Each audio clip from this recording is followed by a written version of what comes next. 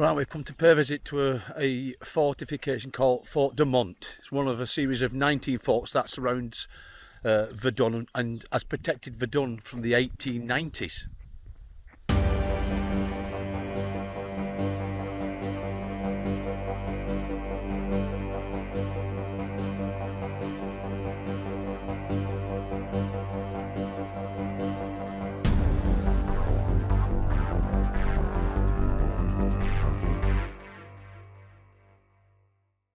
And what you see in front of me, ladies and gentlemen, is Fort Douaumont.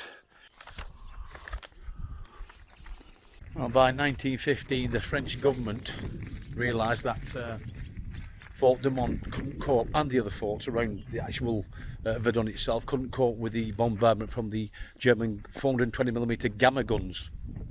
The Germans could basically stay out of range of any of these French guns and just bombard it. They did that in 1914 when they were going through Belgium.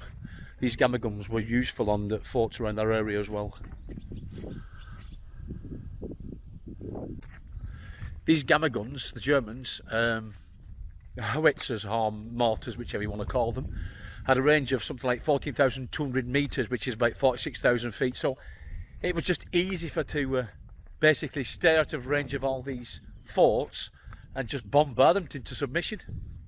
Because the French had realised that their guns were ineffective against the German guns, they decided to disarm most of these forts and just partly man them. Just after 3 days of the Battle of Verdun, a small raiding party of Germans came across Fort Douaumont and captured it without very little resistance. By October 1916, the French had recaptured Douaumont, and it was never retaken again by the Germans. So what you see in front of me is a retractable and rotatable gun turret, a 75mm cannon that's actually fitted into this, which is sort of very short muzzle, so I'm assuming that has a short range. This is obviously out of action now, and it's stuck in this position. This is a cloche or a bell. Now, there's quite several of these things hanging about, especially on the Maginot Line as well. Now, the sections here, you can tell this is observation. This doesn't rotate, it's observation, this. Some of the other bells had machine guns and mortars fitted into them. You see the bullets have been hitting these.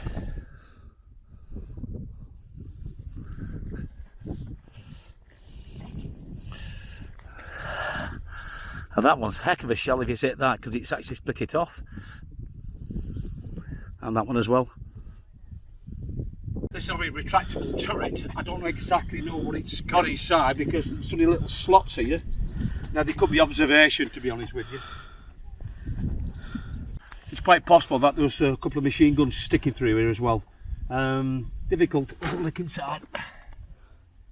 Yeah, there's some kind of breach in there. You won't be able to see it, it's too dark, but I've got a feeling it was possible machine guns in there as well. Again, we come across another cloche or bell.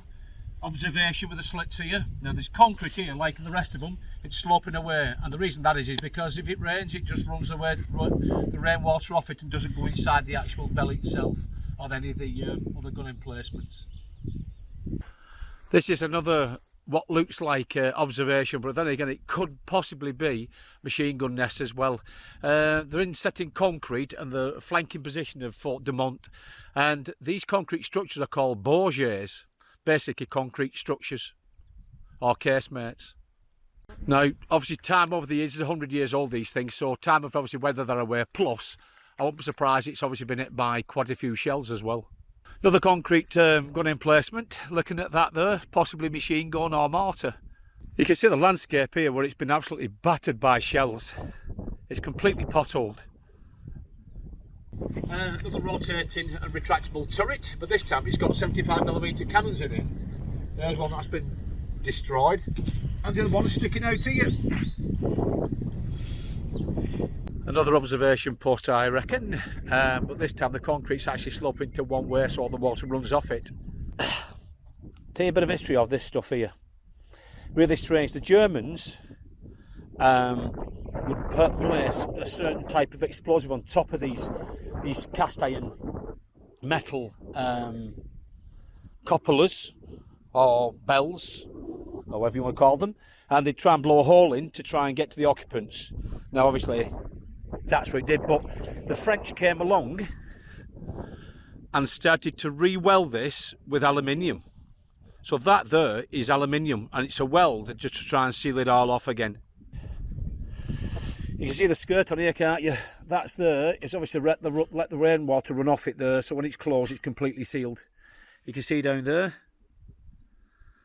that's what it would rotate. That's what it would rotate around, it would drop in. We'll have a look inside later on. What you see here on Fort Douaumont has been replicated by the 19 other ones, or the 18 other ones that were surrounding Verdun. Now all these cloches, gun emplacements, machine gun emplacements, whatever they are, they were replicated and put in the Maginot Line between 1920, well, late 20s, early 30s it was, before the end of the Second World War. Now the only difference is that the Maginot Line was a series of fortifications that run along the French border to Italy, Switzerland, Germany, Luxembourg, and then parts of Belgium. It started to peter out near Belgium, and there's a reason behind that.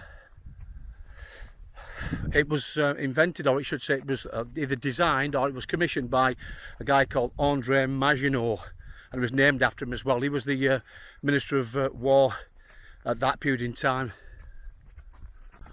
Another race turret. More like a machine gun, I reckon. Them two slots there, I think they were machine gun positions.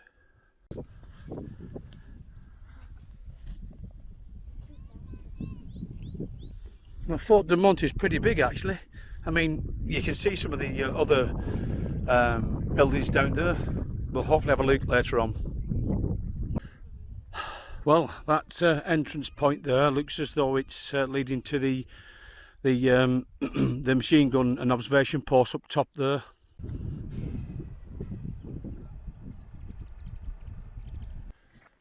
Well, wherever I can, I'll try and fly the drone, because it gives you a different aspect of what you're actually looking at. Unfortunately, Fort Douaumont is so popular that the children must be off school to this day or whatever, because it's loads of school kids are turning up, and obviously I don't want to fly around school children. Looking at that though, it's possibly a gun position, maybe 75mm. Right, some of these slots here, they're for observation and for use of rifles and probably machine guns as well. The invading German troops would come from the front end. I'm at the front anyway. But the French call these open emplacements, or these open slots, crenelles. The British call them loopholes, and the Germans call them embrasures.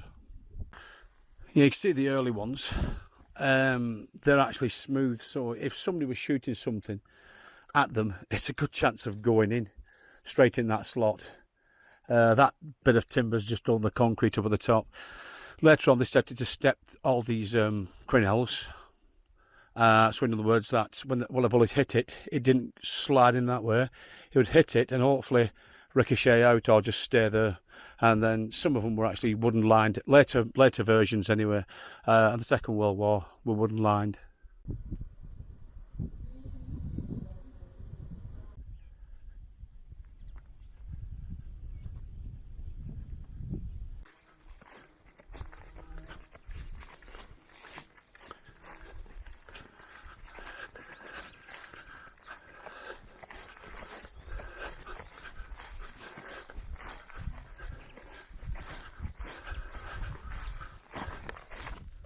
What you're seeing in front of me is on the corner of the actual of Douaumont, and it actually would have held a Hotchkiss anti-personnel gun emplacement, or a gun. And watch out for things like this when you come across this. It's still a battle ground, yeah. That's a pigtail, and there's one as well. Pigtails were used a lot in the First World War, in between no man's land and the Germans and the English. The reason they're called pigtails is because of the shape, but what they do is they sneak into no man's land in the middle of the night and screw these in the floor. Now, when they're screwing them in the floor, basically it means that there's no noise. Once they're deep enough in the floor, they'll hook barbed wire on them. There's lots of pigtails down here, well over 100 years old. I have to be careful because I'm going to the edge of this ravine here and have a quick look.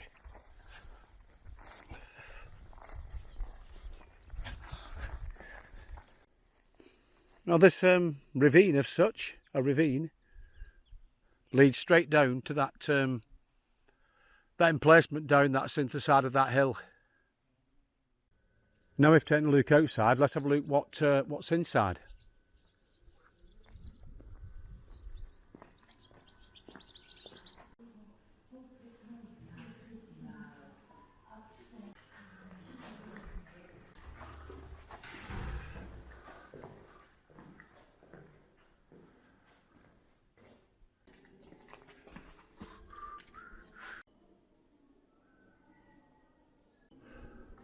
Looks like a couple of defensive positions here.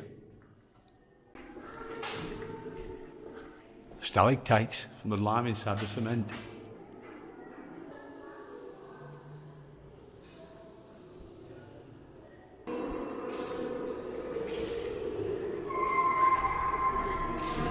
This corridor is telling you the history of what happened here, but it's all in French, so I just can't read it. But I've got a guide that gives me an idea of what went on here. There's corridor after corridor in here. It's quite a big place. And this is a chapel of remembrance for the soldiers that lost their lives here. There's too much stuff in here to tell you all about it. So what I'll do is I'll put a link to Douaumont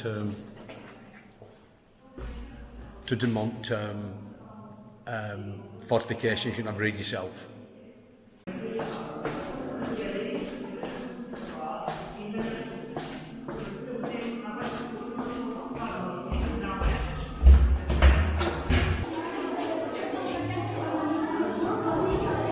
I've come down to the basement area. I think you'd be pretty safe down here. Don't think many shells will actually penetrate this area, but it's I'm probably about 20-30 foot underground now.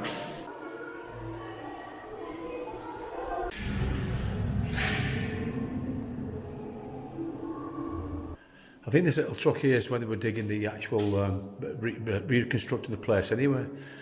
They put it on little rails and take all the rubbish out and dump it outside. Pretty obvious what that is. It's an oven. What we can see, it's just a bit low lighting in here. These are French toilets.